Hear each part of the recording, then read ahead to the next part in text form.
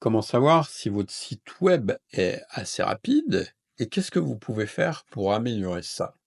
Si votre site web il n'est pas assez rapide, eh bien, qu'est-ce qui se passe? Les gens s'en vont.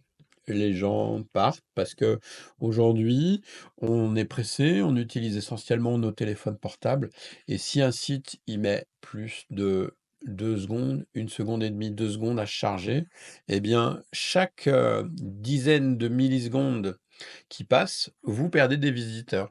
C'est-à-dire qu'il y en a qui sont plus ou moins patients, mais 1 seconde, au bout d'une seconde, bon, les gens sont là, 1 seconde et demie, vous en perdez, 2 secondes, vous en perdez encore, 2 secondes et demie, vous en perdez encore, et cetera, et cetera.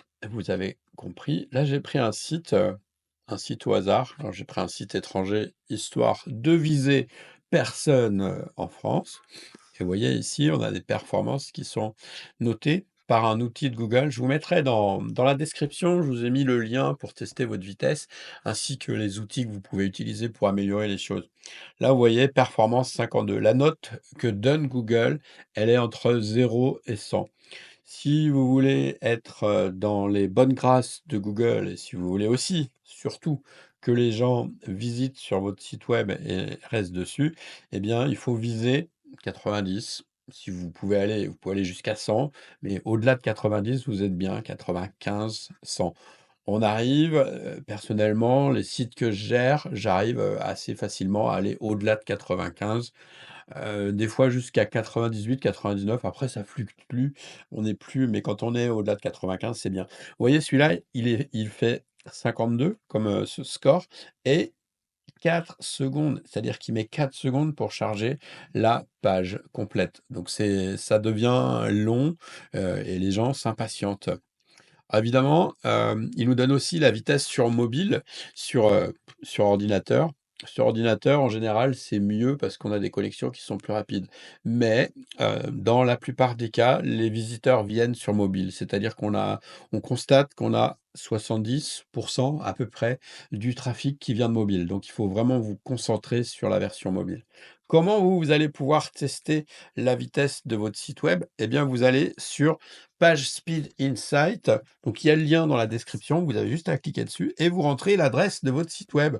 Alors, je vais faire tester, je prends des risques parce que je vais tester en direct le mien. J'espère que les performances sont à la hauteur, sinon je vous ferai le coup du cordonnier le plus mal chaussé.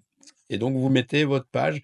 Vous commencez par mettre votre page d'accueil, mais ça suffit pas. Il faut aussi que vous mettiez des pages intérieures. Les pages, par exemple, si vous avez une boutique, les pages où on présente vos produits.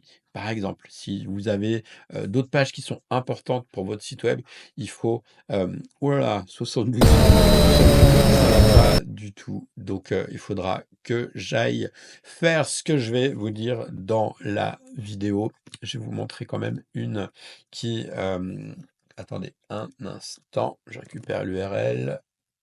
Une qui marche bien. Hop, certaines pages sont plus ou moins gourmandes. Donc, voilà, je vais le laisser tourner pendant qu'on continue. Donc, je vous ai fait un doc qui est dans la description avec tous les outils qu'on utilise justement pour améliorer ça. OK? Hem, ah voilà, cette page-là, c'est déjà largement mieux, donc on est à 95, et sur mobile, bon, sur bureau, on doit être à 100, voilà. Donc là, voilà, c'est ça qu'il faut que vous visiez au moins sur la page d'accueil, donc pas comme moi et sur les pages principales. Hem, alors évidemment, il y a plein de données ici et si vous n'êtes pas un technicien, franchement, c'est compliqué à comprendre.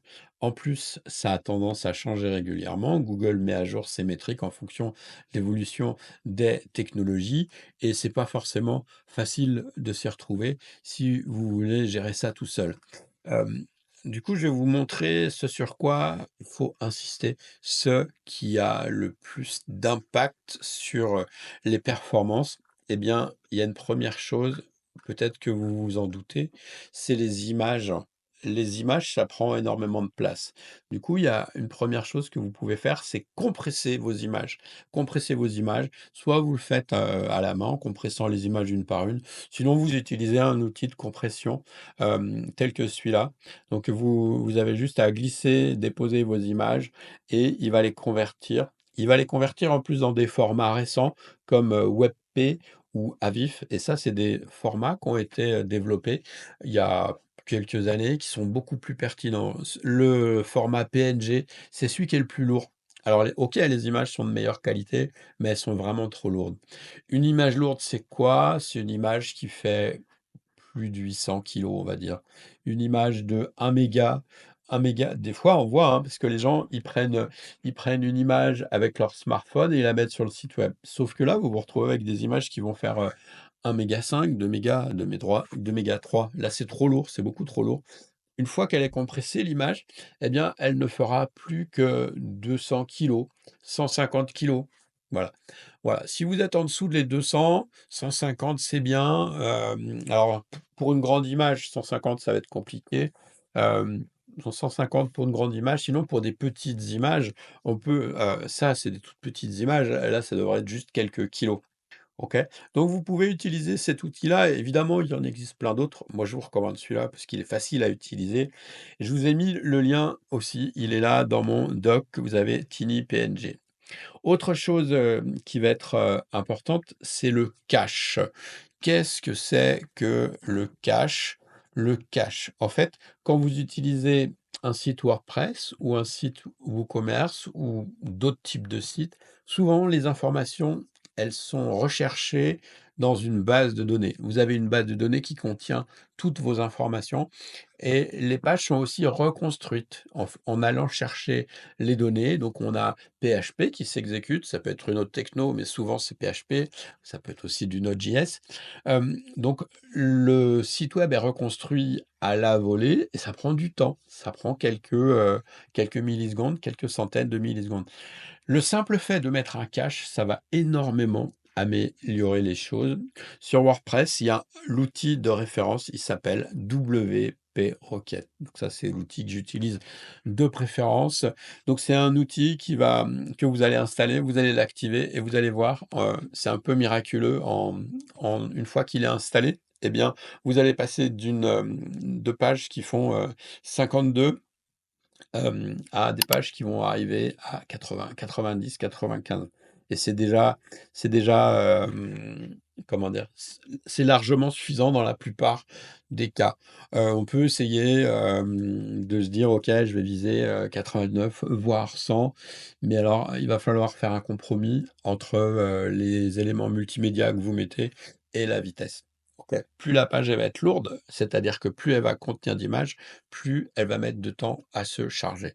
Même s'il y a des astuces qui permettent de charger les ressources en arrière-plan ou au fur et à mesure, mais globalement, c'est ça qu'il faut retenir. Donc si vous le faites tout seul, prenez cet outil de cache, vous installez le plugin, vous le téléchargez, et puis, bah, vous allez voir déjà un énorme gain en performance. Si vous voulez aller plus loin, évidemment, vous pouvez vous faire accompagner d'un professionnel. Ça, c'est aussi des choses que je fais.